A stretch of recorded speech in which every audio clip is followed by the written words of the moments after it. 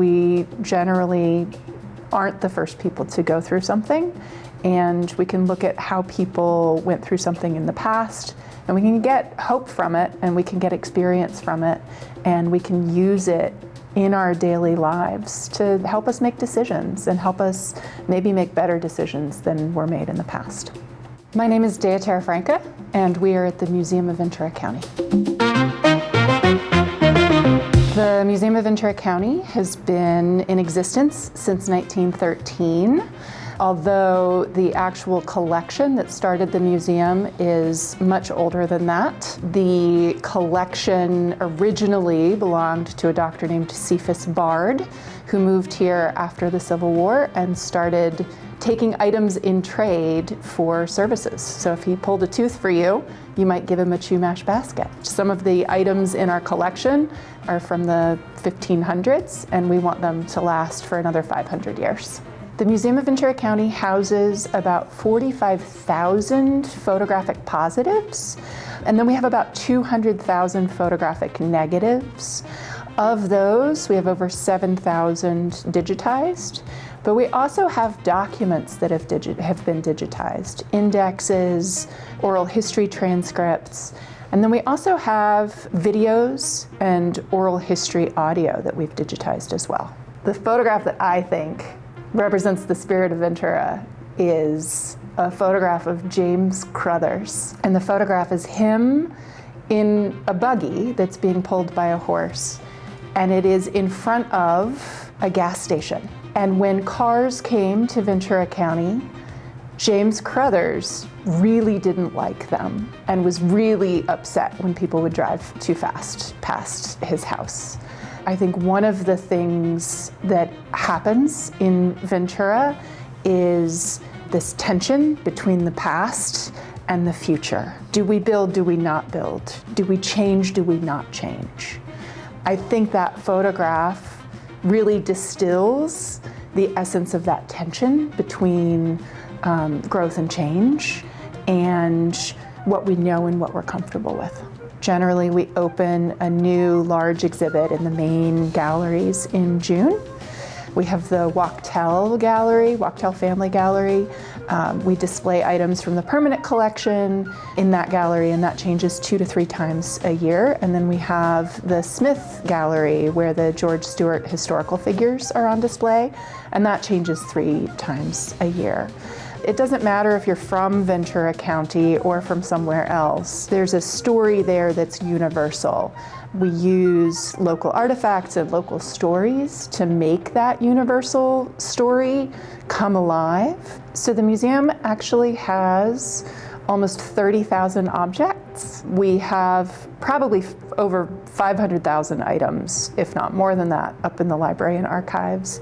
Generally speaking, when we have an exhibition, we often have less than 100 things that go on exhibit.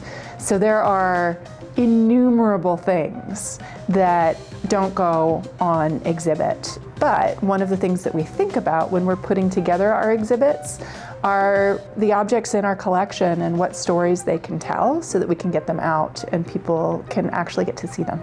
There are so many stories from Ventura's past that I think more people should know about. I think one thing that people don't know is that the parking structure at the end of California Street is not the first structure actually to be there. In the late teens, early 1920s, there was actually a bathhouse on that site. And it had not just a pool, it had a skating rink, it had a ballroom, a movie theater, a salon. It had a patio up on the top for viewing. It had over 400 changing rooms. It was a huge complex and a huge draw to the end of California Street. The archive is rich in basically the 1870s through the 1940s. I would say those are our richest areas. We have an incredible amount of information on Prohibition in Ventura County, as well as the oil boom that took place around the same time. Brewster photographs are very, very popular. People use the photographs of the Mission, of downtown Ventura. We also have photographs of the pier, Main Street. I would say, generally speaking, those are the most requested items. The research library is free and open to the public. We do ask that folks make a reservation online so they can make an appointment through our website, just because we have a small reading room and we want to make sure that we have enough space for folks to come in and do their research. We do have photographs of the pier through time. Originally it was called the Wharf, and it was built actually before there were railroads and before there were actually really good roads coming into Ventura. It was one of the few ways to get things like lumber and supplies that we needed to build the city that we know today. I'm gonna actually show you a photograph today of a 1936 fire on the pier. On my very first day in the archive, I came across negatives of Johnny Cash. I had driven through Casita Springs and knew that he had come here and used to hang out in Ventura, but the Ventura County Star took some photographs of him, and we have those photographs in our collection. The most exciting thing for me in looking at all of the archives actually isn't a date or a period or an event. It's actually the stories of the people who lived here, the human stories.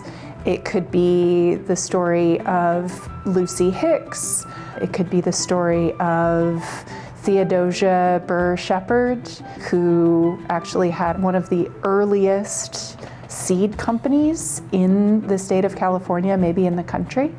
It's the human emotion of why people came here, why they stayed here, and what they built here that is the most interesting to me. To really experience the history of Ventura, a walking tour of the downtown is an absolute must. Going and seeing the pier yourself, walking up to the cross, walking through the Mission and the garden there. The botanical gardens, you get to see all of the city. And I think walking around, seeing the fig tree by the post office, going into the post office and seeing the mural that was painted during the Depression. Every time I walk past Finney's Craft House, I think about the fact that Earl Stanley Gardner worked in that building and wrote some of his books in Ventura. We actually have a photograph in our collection. So the courthouse was completed in 1913. It was much grander and more beautiful than pretty much any other building in the city. If you walk past it, it has this sort of majesty to it. It really is a beautiful building with giant doors. And I don't think people pay attention to the doors. Look at the doors the next time you go past the city hall. One of the most surprising photographs that I have come across in the collection is just a year after the courthouse opened, there was a ton of rain and there was actually a flood.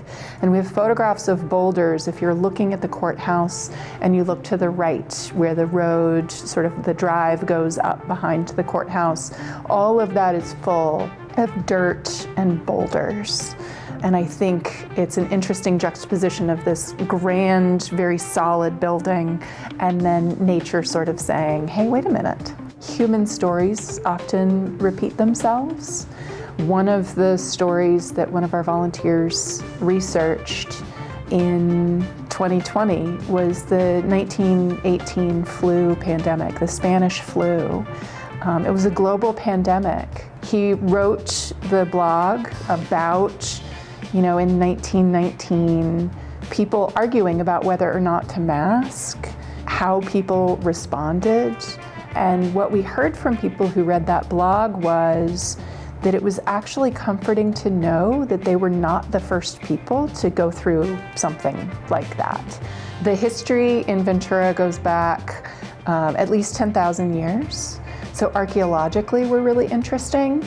I think that in terms of settling this place, Ventura has an amazing climate for agriculture, but also in present day, we have a great business community, and we have amazing natural resources. So Ventura has world-class beaches, great surf. People come from all over the world to surf Rincon and C Street. But we also are 20 minutes into the mountains, and the weather doesn't hurt.